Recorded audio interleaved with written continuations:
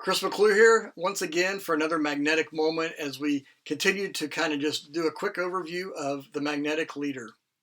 Today we're looking at essential action number 11, which is embraces accountability. Now, this is one of the toughest topics I've really come around and talked about with different teams because here's what I've learned.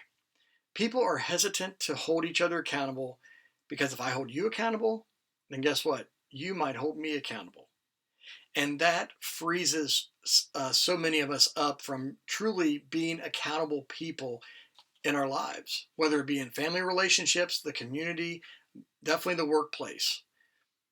See, accountability is critical for the magnetic leader to emulate, to demonstrate, to just express all the time. And first, it starts with really embracing accountability. See, and here are kind of the pathway to doing that. Here is the pathway to doing that. First, it means that you need to be a person that others can count on. Be a person that others can count on. Basically, do what you say you're going to do. Follow through.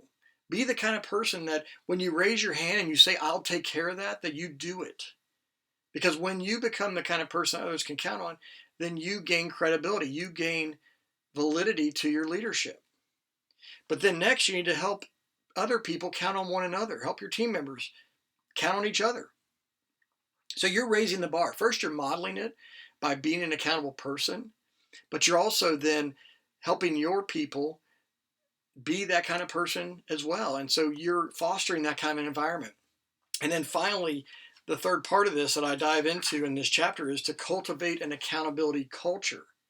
So if it starts with you being an accountable person, and then you help your other people be able to count on each other, then you start to nurture and foster this culture of accountability that's the standard. And when you do that and it becomes the norm, then more and more people are willing to be accountable because now they're not worried about you holding them accountable, but the next person not being held accountable. They're seeing a consistency in an accountability culture. And it's so vital.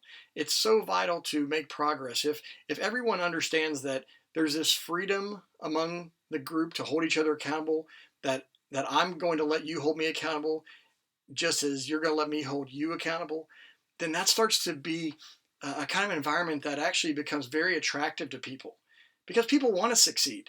They want to make progress. They want to get better. But they also want to do it in an environment that is conducive to that there is an accountability culture.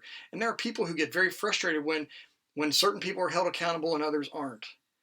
And so as a leader, it's so critical that you embrace accountability, it starts with you, that you become that person that others can count on. You help each of your team members be the type of people that each other can count on.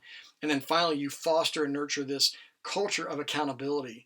Because when you do, the team can go farther, faster, you could have greater success, and you can ultimately have just a high level of accountability so that you can just pursue that excellence so that you can become great as a team, become great as an organization.